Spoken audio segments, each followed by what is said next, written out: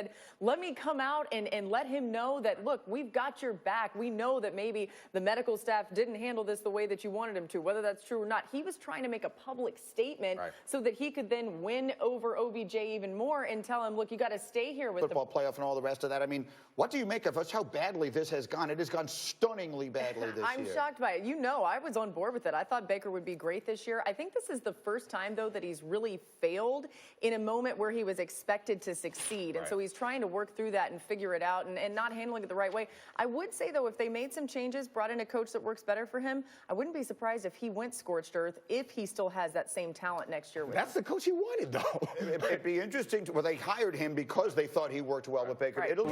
That was crazy. What are we doing? We should set up, Laura, your credentials with Urban Meyer. I mean, you worked for him at Florida a generation ago, but when he was there, extraordinarily successful. So could you see, knowing his personality as you do, obviously, we all know college coaches as a rule are authoritarian figures. They're used to getting exactly what they want. Like talk show hosts. Not just from the host, I mean, excuse me, from the owner, but from the players. Could you see Urban Meyer dealing with NFL players? I couldn't. I mean, it's hard to imagine. I'm not going to go as far as Paul and say that it absolutely won't happen. I could see Urban wanting to at least stick his toe in the NFL and see how it goes, and I think he might have success, but he'd have to make some changes. It could be attractive to him to not have to recruit. I mean, the other thing about Urban right now that people aren't talking about is he's doing quite well on TV. He really likes that gig. I don't know that I see him doing this either. I just don't think it's out of the question, Greeny, that he will have some meetings, and whether it's with the Cowboys or maybe the Browns. I mean, look, he might go and meet with some of these teams in the NFL just to see what it's like.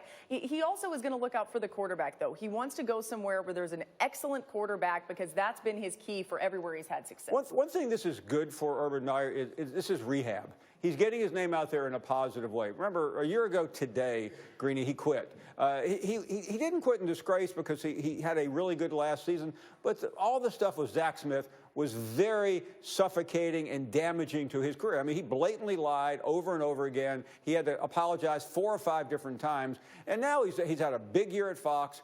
He has his name connected to the Cowboys. Some other pro team will talk to him. So now he can just sit there and at least be happy that he's done a good job changing. Out there, Brian Cashman has earned it. He can lay back and relax. Thanks so much, Buster Olney. With all the latest on Garrett Cole, we'll stay with you if there's anything else that happens with the Yankees or throughout baseball. And we are just getting started.